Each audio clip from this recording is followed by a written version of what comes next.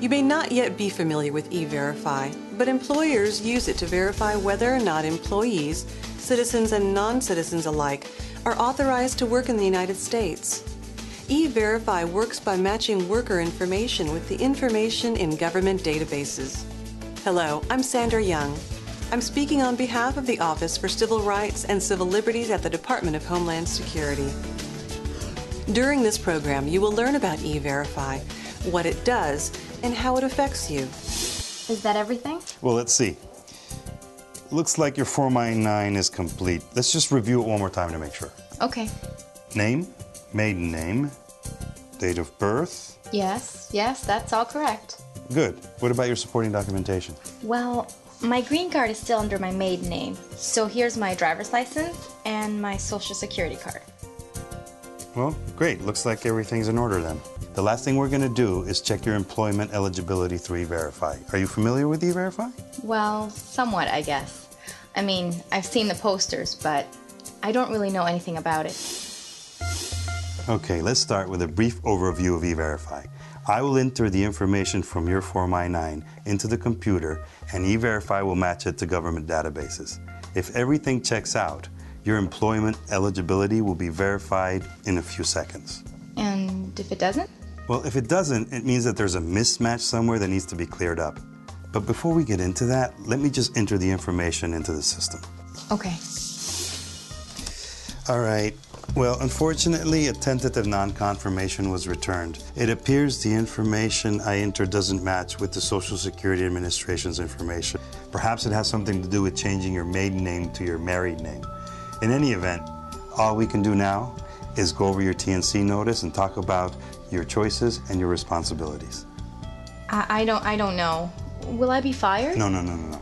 It's against the law for employers to take any action against you while you try to clear up the problem. So no, you won't be fired. In fact, if you're scheduled for training... I've already started my training. That's no problem then. While you work to fix this tentative non-confirmation, you have the right to continue your training and any other job-related tasks. You'll continue to work just as before. And as I mentioned earlier, this information is strictly private. That's good to know. I really want this job, and I'd hate to start off with a mark against me. Oh, I understand that. But now that you have a TNC, you have to read the TNC notice and make a choice. Either you challenge the TNC and work to solve the problem with the Social Security Administration, or you choose not to, and your employment will be terminated immediately, but you will be paid for the time you've worked. Okay. I'm guessing you want to contest it. Yes, absolutely. Well, let me register your choice to contest the TNC with E-Verify, and I'll be right back with some additional information. Just give me a minute, okay? Sure. Okay, that's done. I've printed out your E-Verify referral letter. The letter contains specific instructions and contact information, everything you need to begin resolving your TNC.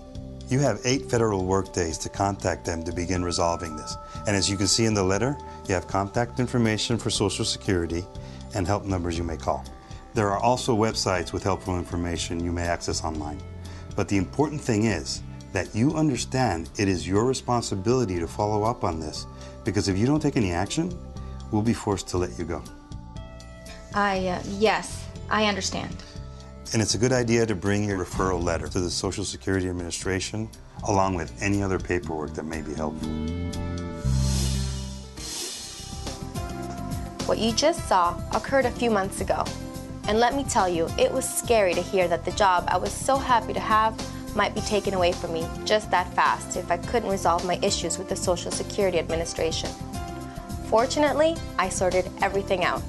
Along the way, however, I learned several things. Employers must use E-Verify on everyone they hire, even U.S. citizens. Employers cannot use E-Verify on job applicants. It can be used only after you have been hired and have completed the Form I-9. Employers must treat all employees equally, and it is against the law for them to discriminate based upon someone's appearance, accent, or citizenship. Further, when you are hired, your employer must let you know that they use E-Verify. That means E-Verify posters have to be in plain view in your workplace. If you get a TNC and decide to challenge it, it is extremely important to understand that your employer cannot take any bad actions against you.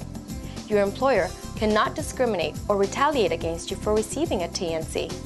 That includes firing you, putting you on leave, lowering or withholding your pay, or not letting you take training.